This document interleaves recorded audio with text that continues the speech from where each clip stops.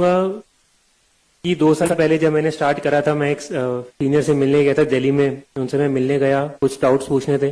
Prelims का 1 महीना बचा होगा उनका, वो मेरे से बात करने आए।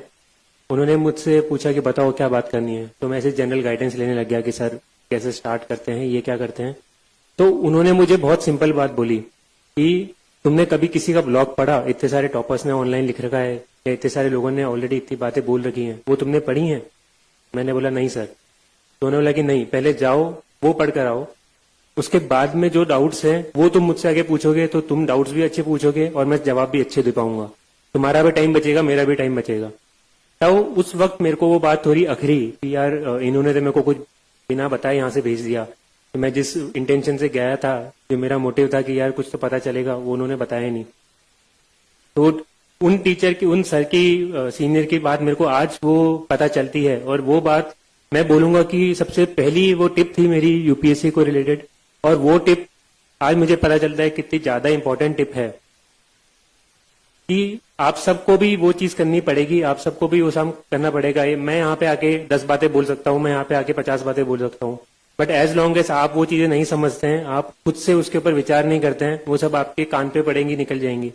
मैं भी यहाँ पर आया हूँ, तो अगर आप सब लोग यहाँ पर इस हॉल के अंदर हैं या जो भी वीडियोस पे देख रहे हैं, आप सब किसी पर्टिकुलर रीजन से यहाँ पर आए हैं, कोई कारण है आपका यहाँ पे होने का, तो कोशिश करिए कि वो चीज आप समझ पाए।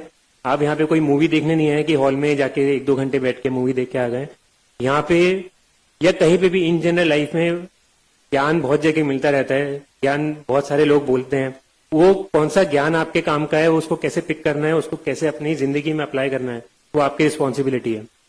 तो इसलिए आराम से सुनिए जो भी मैं बोल रहा हूँ, कोशिश करिए क्या आप पे अप्लाई होती है, क्या आप पे रिलेवेंट है। मैं ये नहीं बोलूंगा कि मैंने जो भी बात बोली सब सत्य है।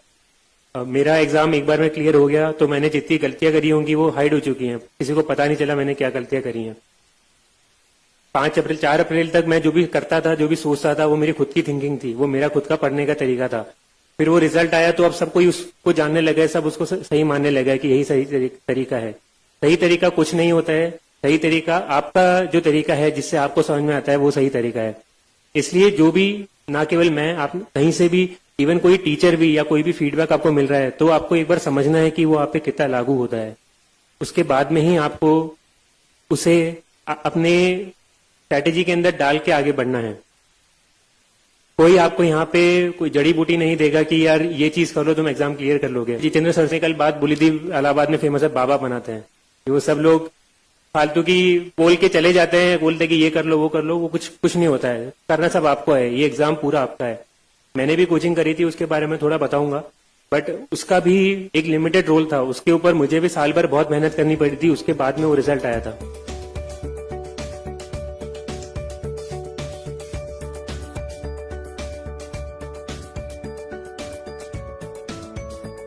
सबसे पहले मैं एक बता देता हूं कि थोड़ा मेरी लाइफ के बारे में बता देता हूं। मैंने 2010 में आईआईटी का एग्जाम दिया था। स्कूलिंग मेरी कोटा में हुई थी एंड बचपन से मुझे साइंस बैकग्राउंड में ज्यादा इंटरेस्ट था। सोशल साइंस, अपनी सिविक्स, ज्योग्राफी, हिस्ट्री, इन सब में बिल्कुल भी इंटरेस्ट नहीं आता था।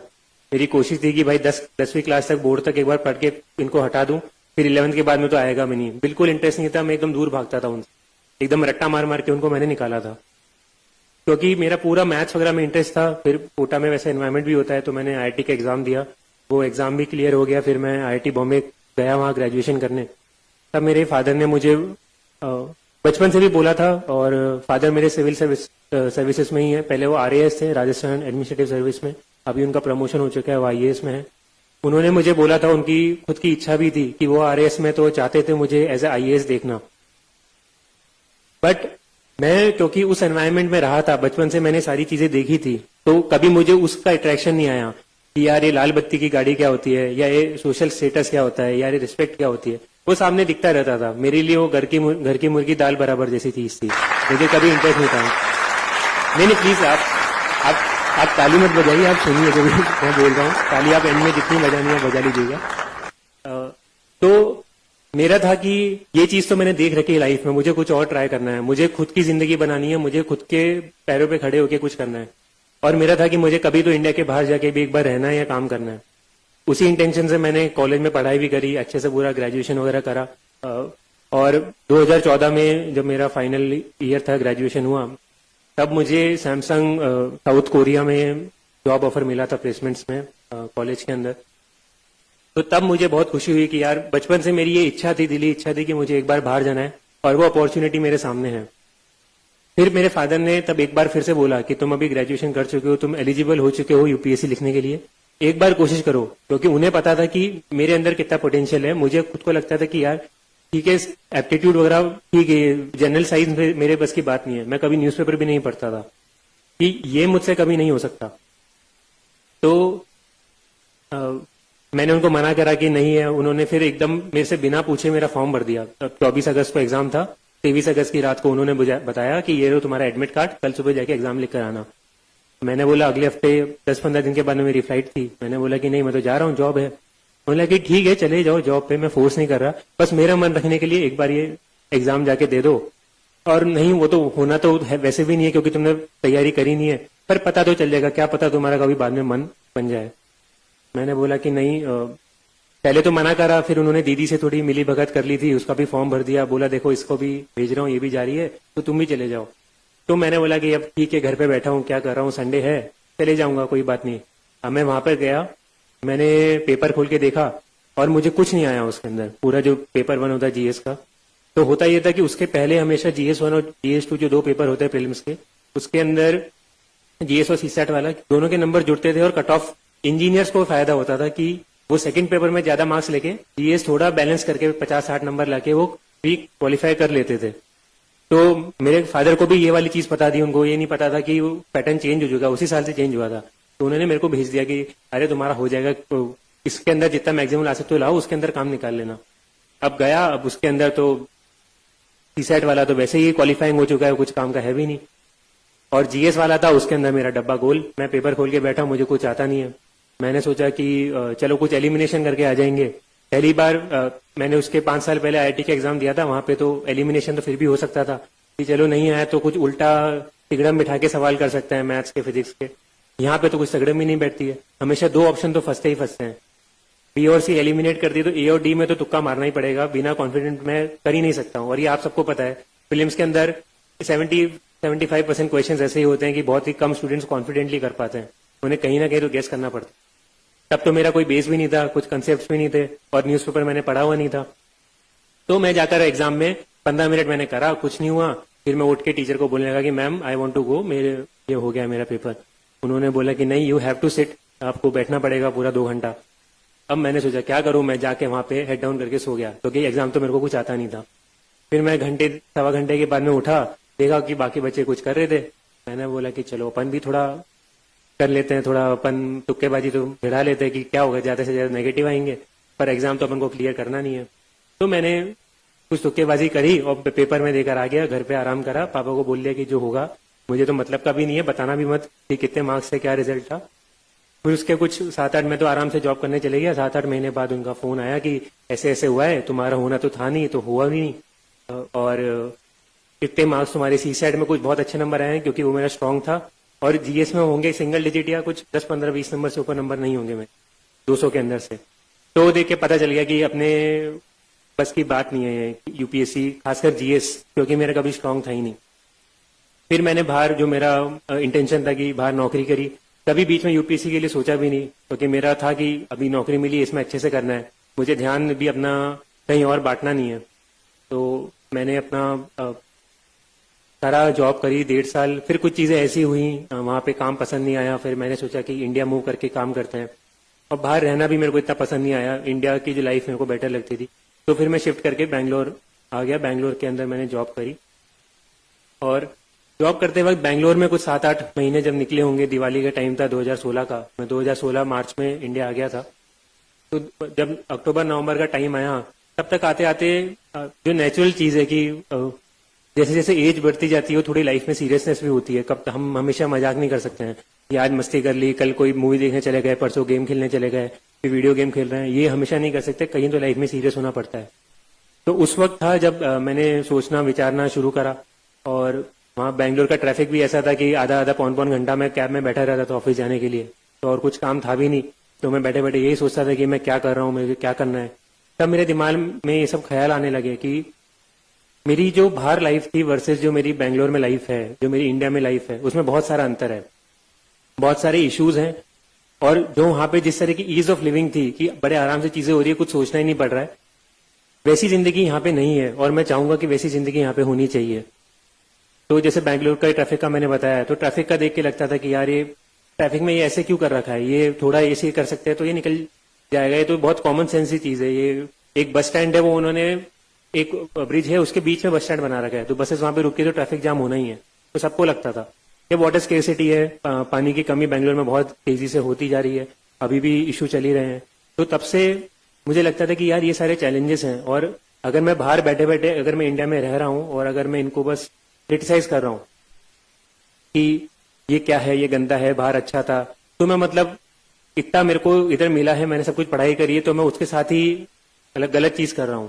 तो अगर उनको इम्प्रूव करना है तो वो मैं बाहर से कोर्स नहीं सकता हूं, मुझे खुद को जाके चेंज करना पड़ेगा। तब मैंने थोड़ा सोचना स्टार्ट करा। फिर वो पहले से दिमाग में यूपीएससी वाला तो एक्सपीरियंस था ही, पता था कि जॉब कैसे होती है, क्या क्या अपॉर्चुनिटीज होती हैं, कौन कौन से सेक्टर्स होते हैं। मेरे फादर, मेरे ताऊजी भी सिविल सर्विसेज में ही हैं, और फादर के कुछ सीनियर्स हैं, वो बचपन से एक दो बार मैं मिला हुआ था उनसे, तो मुझे आइडिया था थोड़ा बहुत कि यहाँ पर मैं आऊंगा तो कुछ तो सेटिस्फाइंग मिलेगा। एट द सेम टाइम मैं बैंगलोर में जो जॉब कर रहा था वहां पे मैं 8 to 8, 9 to 9, 10-12 घंटे दिन के मेरे उसमें जाते थे।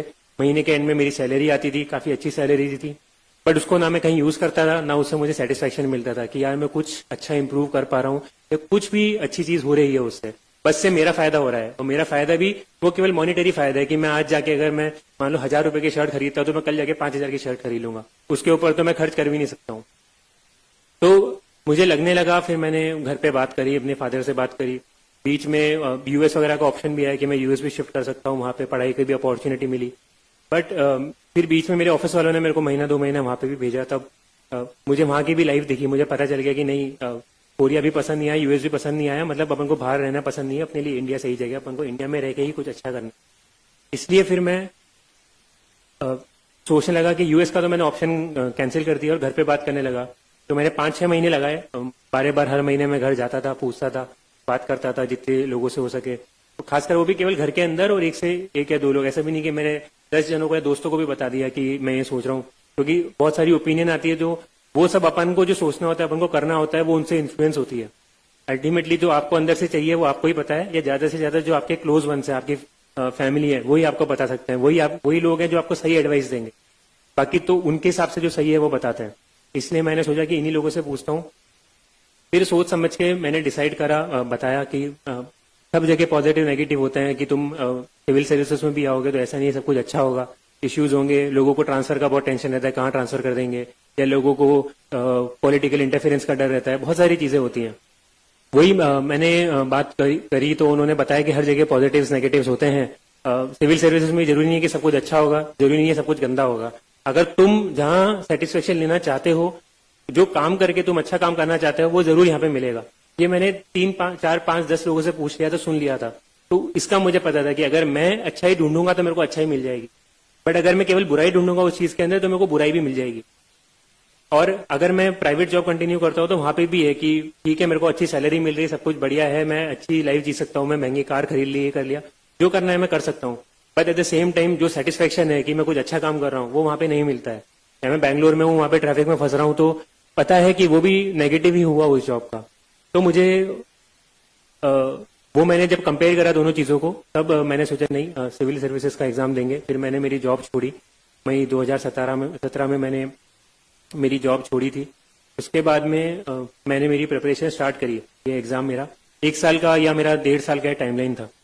तो अब लोग बोलने में बोल सकते हैं कि ठीक है मेरे 2 अटेम्प्ट थे, बट मैं इसको पर्सनली फर्स्ट अटेम्प्ट ही काउंट करता हूँ, क्योंकि पहला अटेम्प्ट तो था कि मेरे को एग्जाम के 1 दिन पहले पता चला कि मुझे कल जाके एग्जाम लिखकर आना है, और मैं इसको as a time period count करता हूँ। कोई मेरे से पूछेगा तो मैं बोलूंगा मैंने जिंदगी के 1.5 साल 2 साल डाले यूपीएससी क्लियर करने के लिए, और वो लगते ही हैं, वो सबके ही उतने मिनिमम तो इतना अमाउंट डालना पड़ेगा आपको।